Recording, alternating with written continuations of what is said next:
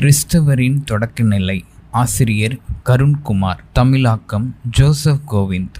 சில மாதங்களுக்கு முன்பு நான் ஒரு பேருந்து பயணத்தில் என் அருகில் அமர்ந்தவரிடம் சிறிது நேரம் பேசுவோம், முடிந்தால் சுவிசேஷத்தை அவருக்கு அறிவிக்கலாம் என்று அவரிடம் நான் உரையாட ஆரம்பித்தேன். உங்கள் பெயர் என்ன, நீங்கள் என்ன செய்கிறீர்கள் என்ற உரையாடலை தொடங்கினேன். அதற்கு அவர், என் பெயர் எலியா, நான் பால் வியாபாரி என்றார். எலியா என்பது வேதாகமத்தில் உள்ள பெயர் அல்லவா என்று எனக்கு ஆச்சரியத்தை கொடுத்தது. மறுபடியும் நான் அவரிடம், நீங்கள் ஆராதனைக்கு செல்கிறீர்களா என்று கேட்டேன். நான் எப்போதாவது செல்வதுண்டு, ஆனால் என் வீட்டில் அனைவரும் செல்வார்கள். நாங்களும் கிறிஸ்தவர்கள்தான்.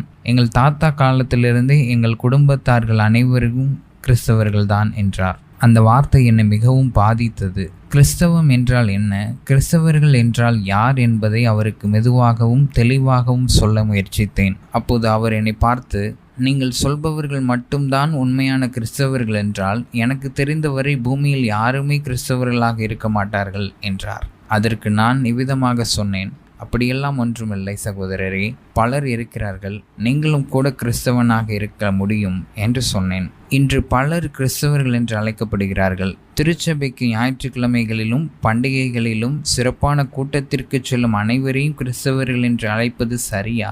கிறிஸ்தவ குடும்பங்களில் பிறந்தவர்கள் அல்லது இருப்பவர்கள் தானாக கிறிஸ்தவர்களாக மாறிவிட முடியுமா? சில ஜாதி மக்கள் அனைவரும் கிறிஸ்தவர்களா என்று பார்த்தால் இல்லவே இல்லை. உண்மையான கிறிஸ்தவர்கள் என்றால் யார்? தேவனுடைய வார்த்தையிலிருந்து கவனமாக கற்றுக்கொள்வோம். இயேசு கிறிஸ்துவை பின்பற்றுபவர்களும் அல்லது அவருடைய சீஷர்களும் கிறிஸ்தவர்கள் என்று அழைக்கப்படுகிறார்கள். அப்போஸ்தலர் 11:26 முதல் அந்தியோக்கியாவிலே சீஷர்களுக்கு கிறிஸ்தவர்கள் என்கிற பெயர் உண்டாயிற்று என்று பரிசுத்த வேதாகமத்தில் பார்க்கிறோம். வேத வார்த்தையின்படி ஒரு நபர் கிறிஸ்தவர் என்று அழைக்கப்படுவதற்கு சில குணாதிசயங்களை கொண்டிருக்கிறார்கள். அப்படிப்பட்டவர்களின் கிறிஸ்தவ பயணம் எவ்வாறு துவங்குகிறது, அதாவது அவர்களின் தொடக்க நிலை எவ்வாறு துவங்குகிறது என்பதை வேத வசனத்தின்படி பார்ப்போம். மறுபடியும் பிறந்தவர்கள். ஒரு மனிதனின் இரட்சிப்பின் முதல் படி அவன் மீண்டும் பிறப்பதிலிருந்தே தொடங்குகிறது.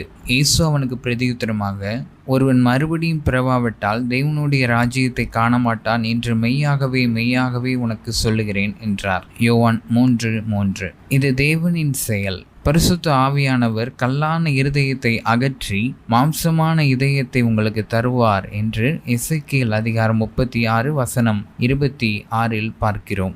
ஒரு நபரில் இரட்சிப்பின் செயலை துவங்கி கிறிஸ்துவின் நாள் வரைக்கும் வழி நடத்துகிறவர் தேவனே என்று பிலிப்பியர் 1:6, எபேசியர் 1:3 12 2 முதல் 10 ஆகிய வசனங்களில் நாம் தெளிவாக பார்க்கிறோம்.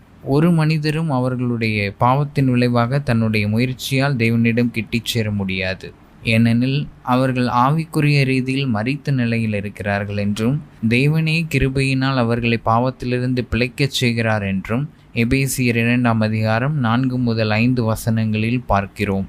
இந்த மரித்த நிலையிலிருந்து உயிரடையச் செய்வதே மறுபிறப்பு எனப்படும். வீழ்ச்சியடைந்த இந்த உலகத்தில் பாவம், சாபம் என அந்தகாரத்தில் வாழ்ந்து கொண்டிருக்கும் மனிதர்கள் மீது இயேசு கிறிஸ்துவின் சுவிசேஷத்தின் வெளிச்சம் பிரகாசிக்கும் போது அந்த வெளிச்சத்திற்கு ஏற்ற விதமாக அவர்கள் உணர்வடைவார்கள். ஆதி திருச்சபையில் அவ்விதமாக இருந்தார்கள் என்று அப்போஸ்தலர் 2:37 முதல் 42 வரையுள்ள வசனத்தில் நாம் பார்க்கிறோம். இன்றைய காலகட்டத்தில் திருச்சபையில் உள்ள அங்கத்தவர்கள் உண்மையாகவே மீண்டும் பிறந்தவர்களா? அப்போஸ்தலர்களால் இயேசு கிறிஸ்துவின் பரிசுத்த சுவிசேஷம் அவர்களுக்கு பிரசங்கிக்கப்பட்டதா என்பதை நம்முடைய கருத்தில் கொள்ள வேண்டும். பாவத்திற்காக மன வருத்தம் அடைந்தவர்கள். ஆதி திருச்சபையில் இயேசு கிறிஸ்துவின் சுவிசேஷம் பிரசங்கிக்கப்பட்ட போது அவர்கள் தங்கள் பாவ நிலையை கண்டு மிகவும் மனவேதனை அடைந்து, எங்களுடைய பாவங்களுக்காக நாங்கள் என்ன செய்ய வேண்டும் என்று கேட்டதாக அப்போஸ்தலர் 2:37 பார்க்கிறோம்.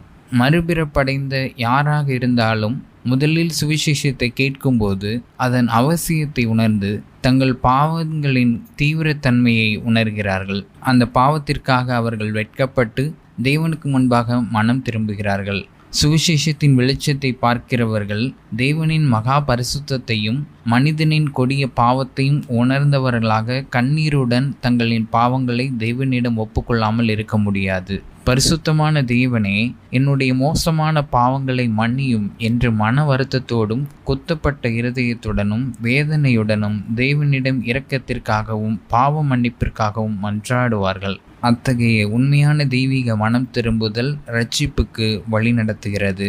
அவர்கள் பாவ மன்னிப்பு மற்றும் பாவத்திலிருந்து விடுதலை பெறுவார்கள் என்பதை 1 யோவான் 1:9 தெளிவாக பார்க்கிறோம். நம்முடைய பாவங்களை நாம் அறிக்கையிட்டால் பாவங்களை நமக்கு மன்னித்து எல்லா அநியாயத்தையும் நீக்கி நம்மை சுத்திகரிப்பதற்கு அவர் உண்மையும் நீதியும் உள்ளவராயிருக்கிறார். இப்படிப்பட்ட தெய்வீக இரட்சிப்பையும் மனம் திரும்புதலையும் நீங்கள் அனுபவித்திருக்கிறீர்களா? இல்லையெனில் நீங்கள் இன்னும் உண்மையான இரட்சிப்பை பெறவில்லையோ என்பதை சிந்தியுங்கள். மனமாற்றம் அடைந்தவர்கள். பரிசுத்த ஆவியானவரால் மறுபிறப்படைந்தவர்களாகிய நீங்கள் உங்களுக்கு அறிவிக்கப்பட்ட கிறிஸ்துவின் சுவிசேஷத்தை மகிழ்ச்சியுடன் ஏற்றுக்கொண்டு உங்கள் படைப்பாளரான பரிசுத்தரிடம் உண்மையான மனம் திரும்புதலுடனும் உங்களுடைய பாவங்களை உங்கள் சிருஷ்டிகர்த்தருக்கு எதிரான தேவனிடம் ஒப்புக்கொண்டு பாவ மன்னிப்பை பெற்ற பின் உங்களுடைய பழைய நிலை மற்றும் உங்களின் வாழ்க்கை முறை முழுவதும் உலகத்திற்கு எதிராக மாறி இருக்க வேண்டும். மாறுபாடுள்ள இந்த சந்ததியை விட்டு விலகி உங்களை ரட்சித்துக் கொள்ளுங்கள். அப்போஸ்தலர் 2:40.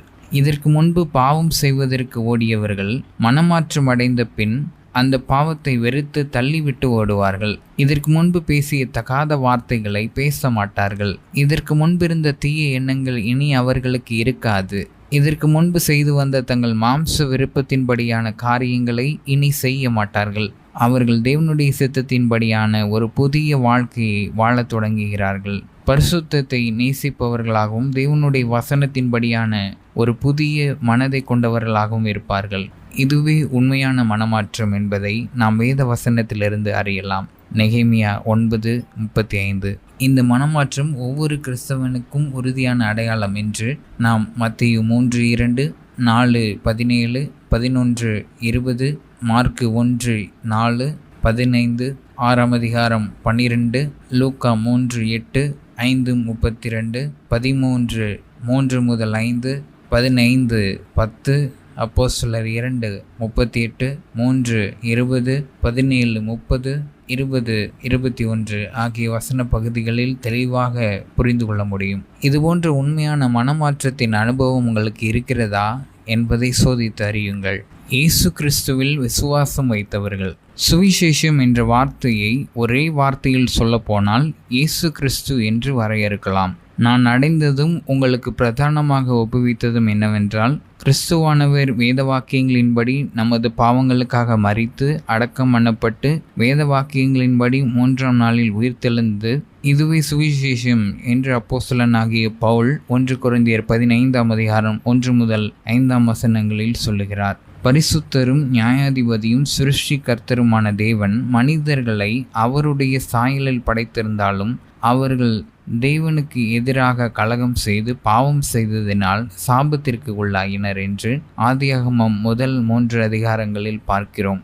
அப்போதிலிருந்தே மனிதர்கள் தாயின் கர்ப்பத்தில் உருவாகும்போது பாவ சுபாவத்தோடு பிறப்பதால் தேவனுடைய கோபத்திற்கு ஆளாகிறார்கள். அந்த உன்னதமான தேவனின் நீதியான தண்டனையிலிருந்து காப்பாற்றவும் மனுக்குலத்தை தேவனுடன் மீண்டும் இணைக்கவும் எந்த வழியும் இல்லை, எந்த நபரும் இல்லை.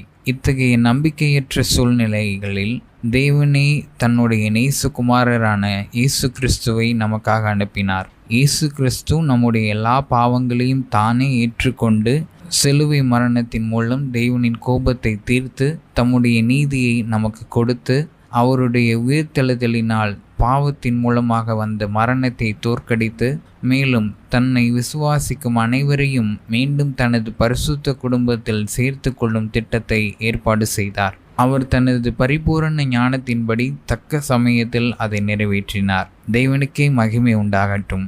இதை முழு மனதுடன் விசுவாசித்து இயேசு கிறிஸ்துவின் சிலுவை மரணத்தை உணர்ந்து அவரை மட்டுமே இரட்சகராகவும் கர்த்தராகவும் முழு மனதுடன் விசுவாசித்து அவரை மட்டும் சார்ந்திருப்பதே கிறிஸ்துவை விசுவாசிப்பதாகும். இந்த சுவிசேஷத்தின் மீதும் கிறிஸ்துவின் மீதும் உறுதியான விசுவாசம் உங்களுக்கு இருதயத்தில் உண்மையாகவே இருக்கிறதா?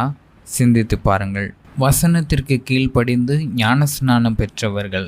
இயேசு கிறிஸ்துவை பற்றிய சுவிசேஷம் பிரசங்கிக்கப்படும் போது பரிசுத்த ஆவியானவரால் மறுபிறப்படைந்தவர்கள் பாவ மன்னிப்புக்காக தங்களின் பாவங்களுக்காக மனம் வருந்தி புதிய இருதயத்தை உடையவர்களாக இயேசு கிறிஸ்துவில் விசுவாசம் வைத்த பிறகு தேவனுடைய வார்த்தைக்கு கீழ்ப்படிந்து ஒரு உள்ளூர் திருச்சபையில் முறையாக ஞானஸ்நானம் பெற வேண்டும். லூக்கா 3:3, அப்போஸ்தலர் 2:38, 41, 8:12, 10:48.